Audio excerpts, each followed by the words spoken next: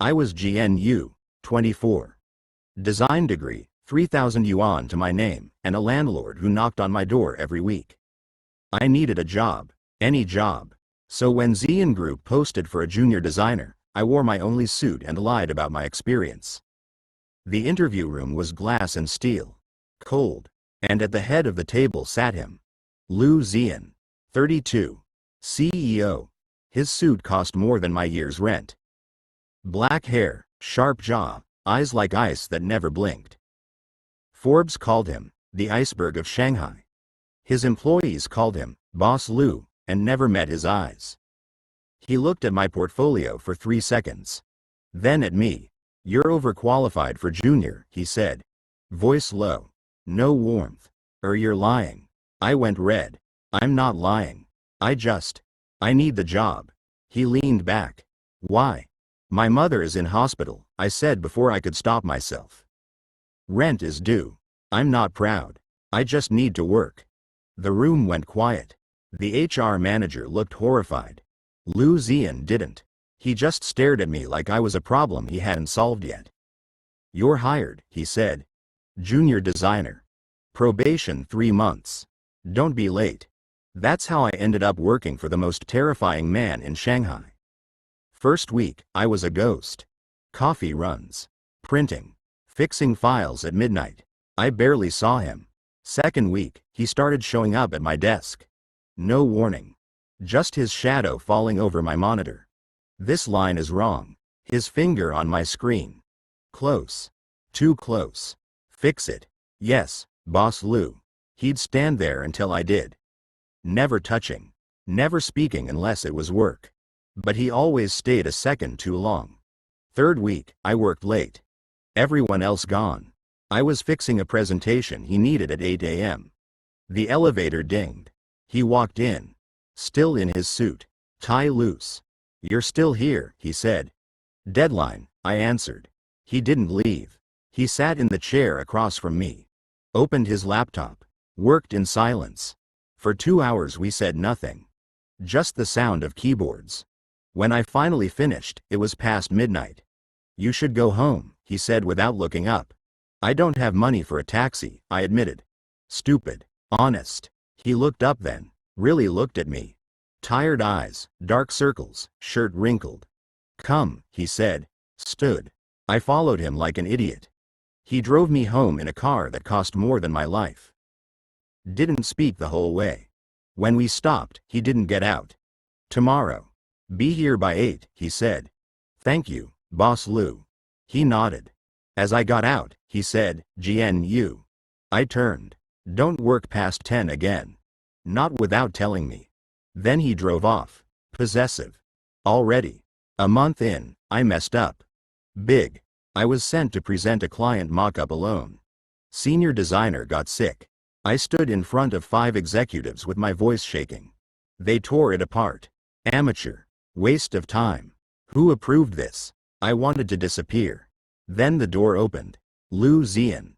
He didn't sit. He stood at the back, arms crossed, watching. "Continue," he said to me. I did. Shaking. When I finished, he walked to the front. Looked at the clients. "This is a junior designer's second draft," he said. "You're critiquing a child for not being a master. That's your failure, not his." Silence. He turned to me. "GNU, my office." Now.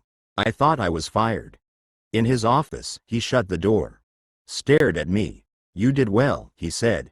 "I thought you were angry." "I was," he said. "At them. Not you." He came around the desk. Stood in front of me. Close enough that I could smell his cologne. "Cedar. Expensive. No one yells at my people," he said. Low. "Not while I'm breathing." My heart was loud. "I'm not your people." "You are now," he said. First moment I realized he wasn't just my boss. After that, he found reasons. "Review this.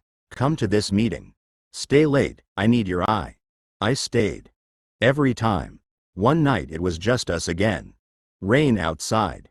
City lights. He poured me tea from his own cup. "You don't talk much," he said. "I don't have much to say to CEOs." He almost smiled. Almost. I'm not a CEO right now.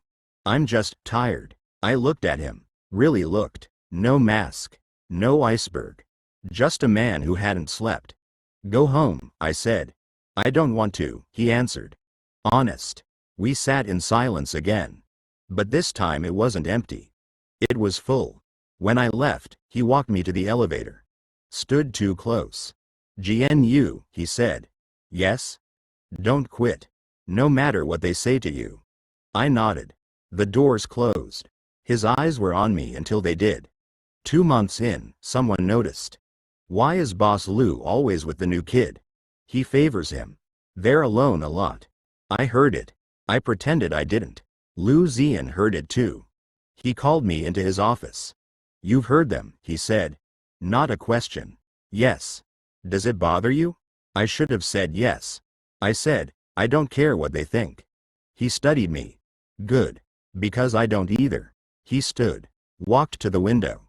Back to me. I'm not a good man, Jian, he said. I'm controlling. I'm cold. I don't share. If I want something, I take it. My blood went cold. What do you want?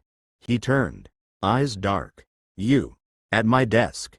In my car. In my life. I want you to stop pretending you don't notice me watching. I couldn't breathe.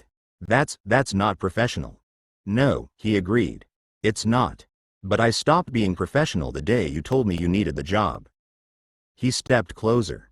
Say no. And I'll transfer you. No questions. I opened my mouth. Nothing came out. Because I didn't want to say no. He didn't kiss me that day. He respected the no I didn't say. Instead, he started waiting. After work. At my desk. In the parking lot. One Friday, my mother's hospital called. Bills. More money. I broke down in the stairwell. He found me. What happened? I told him. Sobbing like a child. He didn't say anything stupid. He just sat beside me. Put his arm around my shoulders. Held me. You don't have to do this alone, he said. Not anymore. I'm scared, I whispered. I know, he said. So be scared with me. When I stopped crying, he tilted my chin up. Thumb under my eye, wiping tears. Jian, he said. My name like a prayer. Then he kissed me. Soft. Careful. Like I'd break. His lips warm against mine. One hand in my hair, the other on my back, holding me steady. When he pulled back, he rested his forehead against mine. Mistake? He asked. Voice rough. No, I whispered. Don't ask again. He smiled. Small. Real. I won't. After that, he stopped pretending. He picked me up for lunch. Drove me home. Sent car after me when I worked late. One night a senior manager touched my shoulder in the office. You're cute, you. Come for drinks. I froze. Louisian was there in seconds. Don't touch him, he said. Quiet. Dead quiet. The manager laughed. Boss, he's just, don't touch him. The man left. Fast. Louisian turned to me. Eyes furious. Not at me. For me. You're mine, he said. Say it. I was shaking. I'm yours. He pulled me into his arms. Held me tight. Like he was afraid someone would try again. Hard. Desperate. Possessive. His teeth on my lower lip, his hand fisted in my shirt like he'd never let go. When he let me breathe, he pressed his face to my neck. No one else, he said into my skin. Ever. Okay, I said. Because it was true. 3 months. Probation over. Hour called me in. You're being let go, they said. Restructuring. My heart dropped. Then Louisian walked in. No, he said. Boss, the board. I am the board, he said. Jian stays. On my team. Directly under me. Promotion. Senior designer. Salary tripled. They stared. Anyone has a problem with that, he said, can resign to me. No one did. After, in his office, I asked, why? He sat me down. Knelt in front of me like I was the CEO. Because I'm selfish, he said. Because I want you where I can see you. Because I can't do this job if you're not in the building. He took my hand, pressed it to his chest. His heart was fast. I don't know how to do gentle, he said. I only know how to hold tight. So I'm holding you. Is that okay? I nodded, tears in my eyes. It's okay.